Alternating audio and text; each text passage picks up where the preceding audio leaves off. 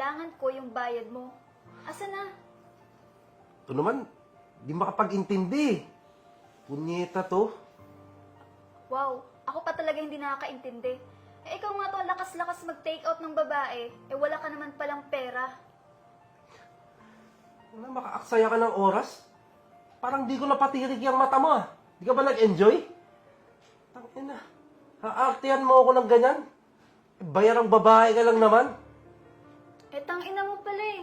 Kung alam ko lang na wala kang pera, di sana hindi na ako sumama sa'yo. Baka naman palang pera. Arte ang puta.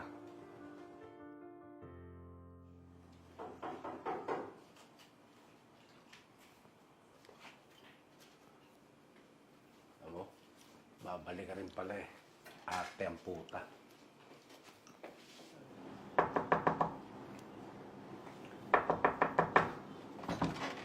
Uy! Love, anong ginagawa mo dito? Bakit ka nandito? Di ba ikaw dapat yung tinatanong ko niyan? Bakit ka nandito? Hindi naman natin bahay to. Love, pero ano ba talagang ginagawa mo dito? Bakit ka nandito? Sino nagsabi sa'yo na nandito ko?